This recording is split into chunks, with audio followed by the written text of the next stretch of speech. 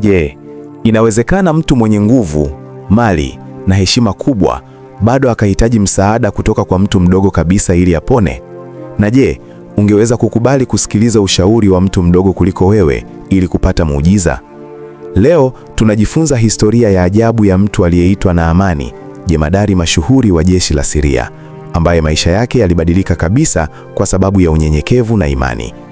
Katika nchi ya Siria kulikuwa na jemadari mkuu wa jeshi aliyeitwa Naamani. Alikuwa mtu mashuhuri sana. Alikuwa jasiri vitani na aliheshimiwa sana na mfalme wake. Lakini pamoja na nguvu na heshima yake yote, Naamani alikuwa na ugonjwa wa ukoma. Ukoma ulikuwa ugonjwa mbaya sana wakati huo. Watu waliuogopa sana kwa sababu uliharibu ngozi na mara nyingi haukuwa na tiba. Hivyo, hata kama Naamani alikuwa na mamlaka na utajiri, ugonjwa huu ulimfanya aishi na huzuni kubwa moyoni. Siku moja, katika nyumba ya Naamani, kulikuwa na msichana mdogo kutoka Israeli, ambaye alikuwa mtumishi wa mke wake. Ingawa alikuwa mdogo na mtumwa, msichana huyu alikuwa na imani kubwa kwa Mungu wa Israeli. Siku moja, alimwambia mke wa bosi wake, "Laiti bwana wangu angeenda kwa nabii aliyeko Samaria, angemponya ugonjwa wake." Maneno haya madogo yalikuwa kama mwanga wa tumaini kwa Naamani. Naamani aliposikia habari hiyo, alimwambia mfalme wake. Mfalme wa Siria alimruhusu kwenda Israeli na akampa barua kwa mfalme wa Israeli pamoja na zawadi nyingi. Hivyo Naamani alisafiri na magari yake ya farasi, fedha, dhahabu na mavazi mengi ya thamani. Alipofika Israeli, mfalme wa Israeli Yoramu aliposoma barua hiyo, alihuzunika sana kwa sababu alifikiri mfalme wa Siria anatafuta sababu ya vita.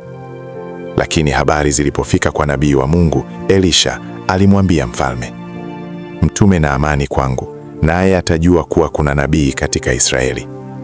Naamani alifika nyumbani kwa Elisha akiwa na fahari kubwa. Lakini jambo la kushangaza lilitokea. Nabii hakutoka hata kumlaki. Badala yake alimtuma mtumishi wake na ujumbe, "Nenda ukaoge mara 7 katika mto Yordani na mwili wako utapona." Mto huo ulikuwa Jordan River. Lakini Naamani alikasirika sana.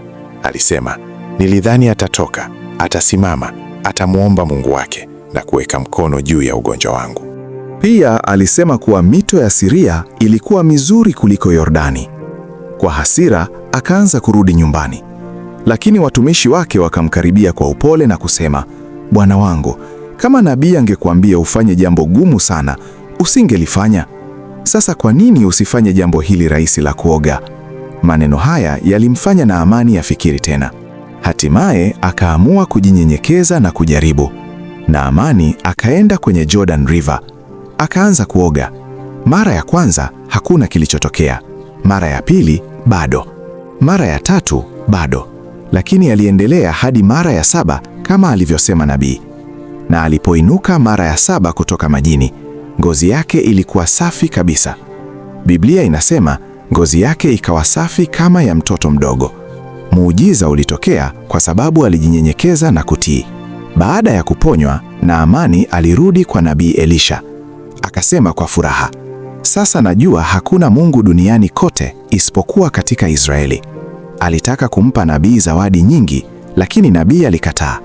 Naamani aliondoka akiwa mtu mpya kabisa, si tu kwa mwili bali pia kwa moyo. Historia ya Naamani inatufundisha kwamba Mungu anaweza kutumia mtu mdogo kubadilisha maisha yetu. Kijakazi wa Naamani ndiye aliyefungua njia ya muujiza. Kiburi kinaweza kutuzuia kupata baraka. Mwanzoni, Naamani alikasirika kwa sababu alifikiri njia ya Mungu ni rahisi sana. Unyenyekevu na utii huleta muujiza. Alipopunguza kiburi chake na kutii, ndipo alipona. Sasa jiulize swali hili. Je, inawezekana kwamba baraka au muujiza unaotafuta uko nyuma ya hatua ndogo ya utii ambayo bado hujachukua?